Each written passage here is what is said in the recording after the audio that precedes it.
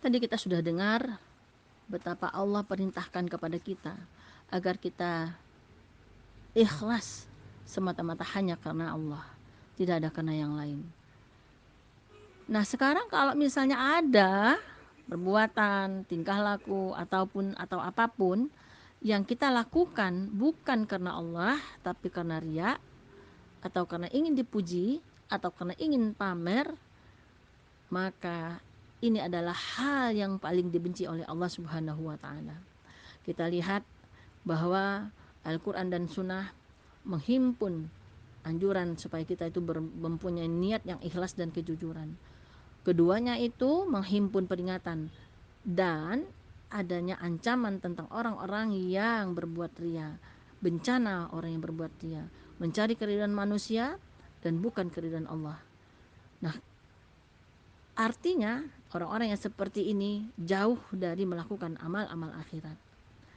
Al-Quran memperingatkan riya dan orang-orang yang suka berpura-pura.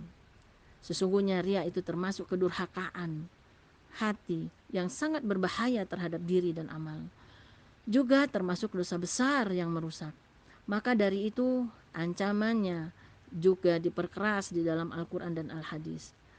Al-Quran menjadikannya sebagai salah satu dari berbagai sifat orang-orang kafir yang tidak mau beriman kepada Allah, hari akhirat ataupun hari-hari orang-orang munafik ataupun orang-orang munafik yang berkata kami beriman kepada Allah dan hari akhir, padahal sesungguhnya mereka tidaklah beriman.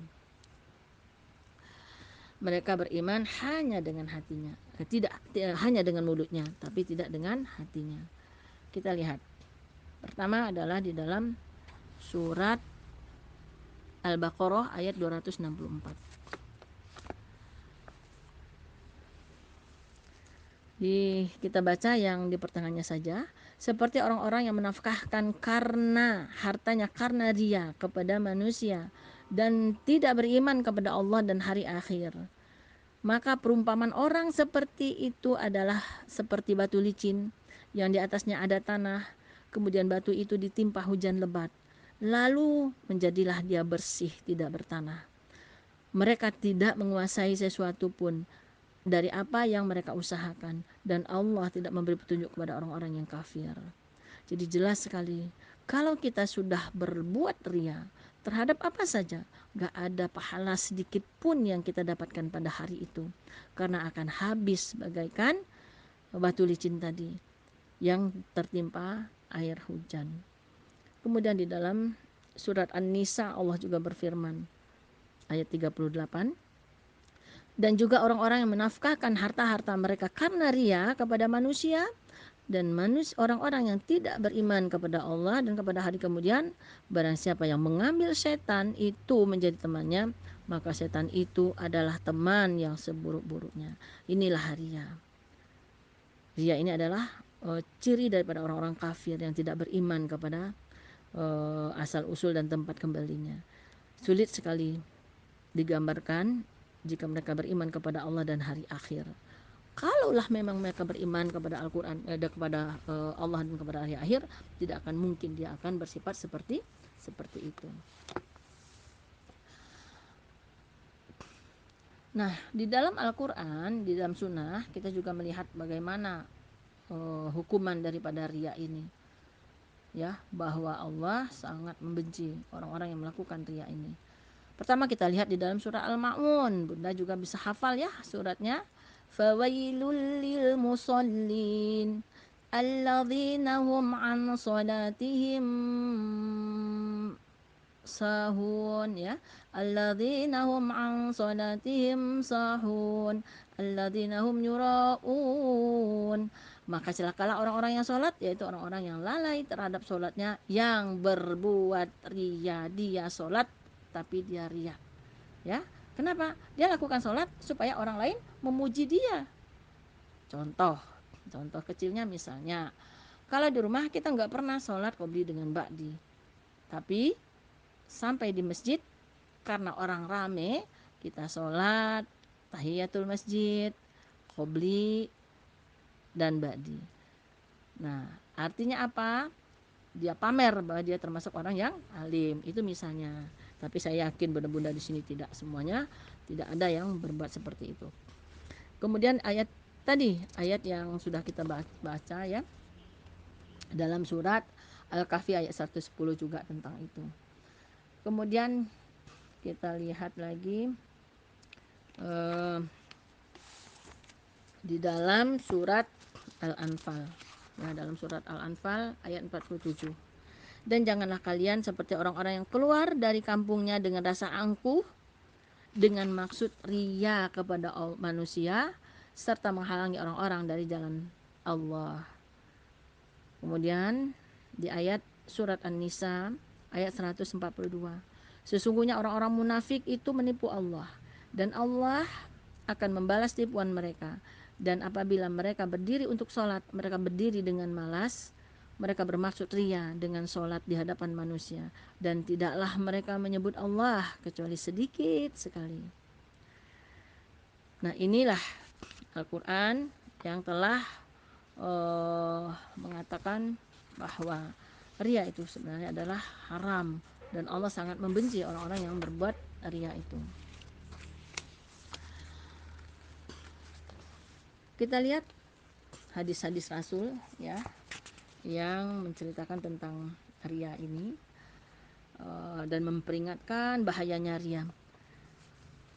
Banyak sekali bunda ya, tapi kita akan lihat, mungkin kita saring saja hadis-hadis ini ya. Kita lihat yang pertama, ini dari Abu Hurairah. Dia berkata, aku pernah mendengar Rasulullah SAW bersabda, sesungguhnya orang-orang yang pertama-tama diadili pada hari kiamat adalah orang yang mati syahid. Dia didatangkan ke pengadilan, dia diperlihatkan kepadanya nikmat-nikmatnya, maka dia pun mengakui.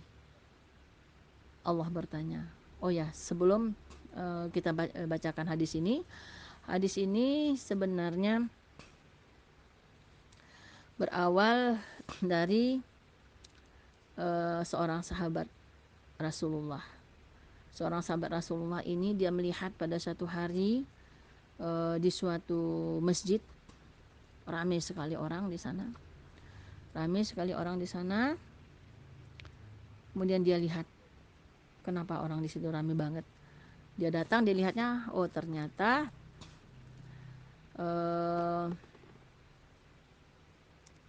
sahabatnya Abu Hurairah yang sedang menyampaikan tausiah. Nah, setelah selesai, beliau datangi sahabatnya Abu Hurairah. Ya sahabatku, pernahkah engkau mendengarkan suatu perkataan Rasulullah yang menyebabkan sangat berkesan sekali pada dirimu? Nah, Abu Hurairah berkata, aku pernah mendengarkan sebuah perkataan dari Rasulullah. Tapi berasa dia ingin menceritakan itu, dia pingsan. Bingung pada sahabatnya ini. Langsung dia tepok-tepok badannya, akhirnya sadarlah Abu Hurairah. Kemudian beliau bertanya kembali dengan pertanyaan yang sama. Pada saat Abu Hurairah ingin menceritakan cerita itu, dia pun kembali pingsan. Hal ini berulang sampai 3 kali. Nah, yang ketiga kalinya Abu Hurairah ditepok-tepok, didudukkan setengah duduk hingga dia sadar, barulah dia bercerita. Pernah dulu aku berjalan dengan Rasulullah, dan pada semua masjid kami duduk bersama di situ, dan beliau menceritakan kepada saya.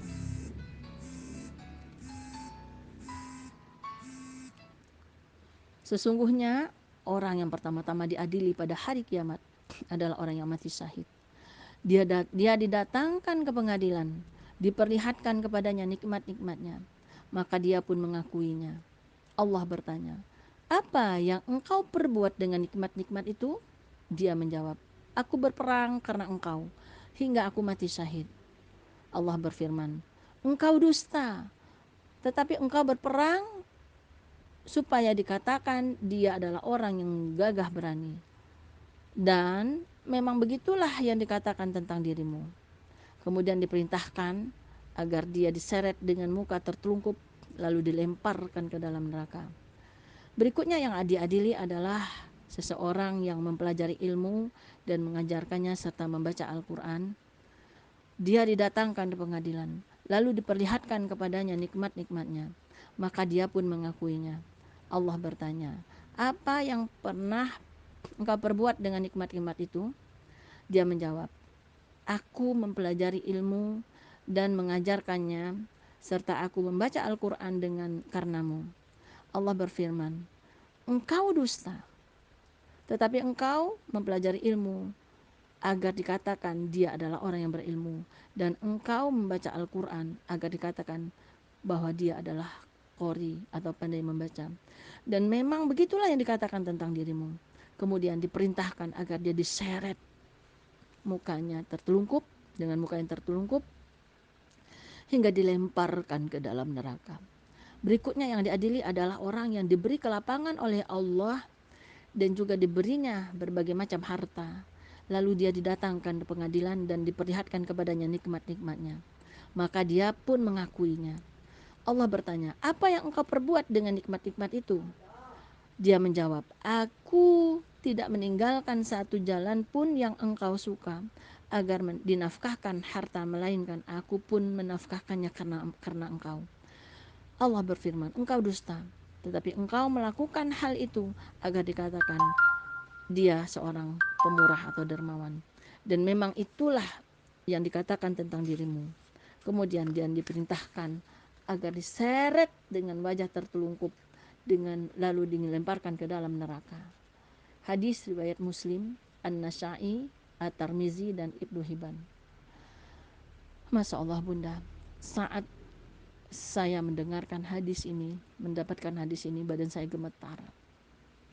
Masya Allah, belum apa-apa yang kita lakukan ini, karena masih ada sedikit saja sifat ria di dalam diri kita ini, maka semua amal soleh kita habis bagaikan batu yang tadi kena debu dan tertimpa oleh air hujan.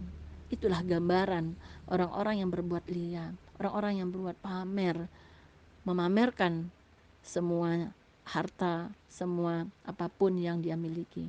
Dia tidak melaksanakan amal solehnya hanya karena Allah, tapi hanya karena ingin dapat pujian.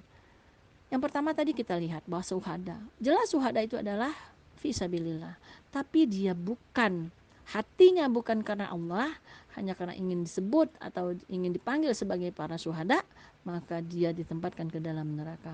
Kemudian orang yang ahli ilmu, ahli tausiah kemana-mana, tapi dia melaksanakan itu bukan karena Allah, masih ada ria di dalam dirinya, ingin pamer, ingin hebat, ingin dibilang orang yang paling mulia, maka tempatnya juga adalah di dalam neraka. Masya Allah. Demikian juga orang yang qori, yang pintar mengaji, dia mengaji bukan karena Allah, tapi hanya ingin dianggap sebagai qori atau qori'ah, ya, maka tempatnya juga ada di dalam neraka. Terakhir adalah orang yang ahli sedekah, dermawan, kemana-mana dia sedekah, kemana-mana dia memberikan bantuan, tapi bukan karena Allah, hanya karena ingin dipuji oleh orang lain, maka tempatnya juga di dalam neraka. Masya Allah, semoga kita dijauhkan dari sifat-sifat seperti ini. Nah, ketika Muawiyah mendengar hadis ini, maka dia pun menangis sesenggukan hingga pingsan. Setelah siuman dia berkata, Allah dan Rasulnya benar. Kemudian Allah berfirman di dalam surah Hud ayat 15-16. Barang siapa yang menghendaki kehidupan dunia dan perhiasannya, niscaya kami berikan mereka balasan pekerjaan mereka di dunia dengan sempurna, dan mereka di dunia tidak akan merugi. Itulah orang-orang yang tidak memperoleh akhirat kecuali neraka. Boleh jadi sebagian orang ada yang bertanya, mengapa harus ada azab dan ancaman? Keburukan begitu mengerikan, padahal dia telah melakukan kebaikan. Nah, jawabannya, karena Islam lebih banyak memperhatikan faktor pendorong suatu amal daripada amal itu sendiri. Dengan fitrah, sudah sama-sama diketahui bahwa penipuan yang dilakukan seseorang terhadap orang lain merupakan perbuatan yang hina dan dosa yang amat buruk. Nah, jika penipuan itu dilakukan makhluk terhadap Khalik, maka keburukannya jauh lebih buruk lagi. Inilah merupakan perbuatan orang yang suka berpura-pura, berbuat untuk menarik perhatian manusia. Dia memperlihatkan di hadapan mereka seakan-akan dia hanya menghendaki Allah semata. Berarti dia adalah seorang penipu dan pendusta. Maka tidak heran jika kemudian Allah menghinakannya pada hari tatkala semua rahasianya nanti akan dibukakan, ditunjukkan, sehingga wajahnya diseret secara tertelungkup dan dimasukkan ke dalam neraka jahanam. Masya Allah, ngeri ya bunda, supaya kita jangan seperti itu. Jadi yang diperhatikan oleh Allah itu bukan bagaimana hasil akhir dari amal kita, dari perbuatan baik kita, tapi adalah bagaimana keinginan kita, prosesnya, pendorong suatu amal itu yang akan dinilai oleh Allah. Apakah itu semua kita lakukan karena Allah Subhanahu wa taala. Makanya oleh karena itu Abu Qatadah berkata, jika seorang hamba berpura-pura, maka Allah berfirman kepada malaikat, lihatlah bagaimana dia mengolok-olokku. Dari Ubay bin Ka'ab, dia berkata, Rasulullah SAW berkata, sampaikan kabar gembira kepada umatku dengan keluhuran, keunggulan agama dan kekuatan di bumi ini. Barang siapa di antara mereka melakukan amal akhirat untuk dunia, maka dia tidak akan mendapatkan bagian di akhirat. Kemudian dari Baihaqi dia berkata, sampaikanlah kabar gembira kepada umat ini dengan kemudahan, keluhuran, keunggulan dengan agama, kekuatan di negeri dan pertolongan. Barang siapa di antara mereka melakukan amal akhirat untuk dunia, maka dia tidak akan mendapatkan bahagian di akhirat. Kemudian dari Jundad bin Abdullah radhiyallahu an berkata, Nabi SAW bersabda, barang siapa yang memperlihatkan amalnya karena riya, maka Allah pun akan memperlihatkan niatnya pada hari kiamat. Dan barang siapa berpura-pura, maka Allah pun akan berpura-pura kepadanya. Masya Allah. Tidakkah salah seorang hamba berdiri di dunia karena ingin mencari nama dan riya, melainkan Allah akan memperlihatkan niatnya itu di hadapan para pemuka makhluk pada hari kiamat. Jadi bunda, apabila kita berkata dengan seseorang atau kita berbuat riya kepada seseorang, maka kita akan ditunjukkan atau didatangkan orang yang dimana kita telah berbuat riya tersebut. Nauzubillah min zalik. Kemudian dari Mahmud bin Labid, Nabi SAW berkata, wahai semua manusia, jauhilah syirik yang tersembunyi. Mereka berkata, wahai Rasulullah, apakah syirik yang tersembunyi itu? Beliau menjawab, seseorang berdiri lalu sholat dan menghiasi sholatnya dengan maksud agar pandangan manusia tertuju padanya. Yang demikian itulah syirik tersembunyi. Dibayarkan oleh Ibnu Khuzaimah. Dari Zaid bin Aslam, dari ayahnya, bahwa Umar radhiyallahu an pergi ke masjid. Dia melihat Muaz berada di sisi kuburan Rasulullah SAW. Umar bertanya, apa yang membuatmu menangis? Muaz menjawab, ada sebuah hadis yang pernah ku dengar dari Rasulullah Sallallahu Alaihi Wasallam. Sedikit dari riya adalah syirik, dan barang siapa memusuhi wali Allah, berarti dia telah memperlihatkan peperangan terhadap Allah. Sesungguhnya Allah mencintai orang-orang yang berbuat kebaikan, bertakwa dan menyembunyikan amalnya, yaitu jika tidak hadir, mereka tidak dianggap hilang, dan jika mereka hadir, mereka tidak diketahui. Hati mereka adalah pelita-pelita, petunjuk mereka keluar dari setiap tempat yang gelap. Kemudian selanjutnya Nabi bersabda, sesungguhnya sesuatu yang paling kutakutkan atas diri kalian adalah syirik kecil. Mereka bertanya, apakah syirik kecil itu, wahai Rasulullah? Beliau menjawab, riya. Allah berfirman, tatkala memberikan balasan kepada manusia dengan amal-amal mereka, temuilah orang-orang yang dulu kalian riya kepada mereka di dunia. Lalu lihatlah, adakah kalian mendapatkan balasan di sisi mereka? Hadis yang di atas tadi hadis Ibnu Majah, Al-Hakim dan Al-Baihaqi. Yang barusan saya baca adalah diriwayatkan oleh Ahmad, Ibnu Abi Dunya dan Al-Baihaqi. Kemudian dari Abu Hurairah, sesungguhnya Rasulullah SAW bersabda, Allah Azza wa Jalla berfirman, Aku adalah sekutu yang paling tidak membutuhkan persekutuan.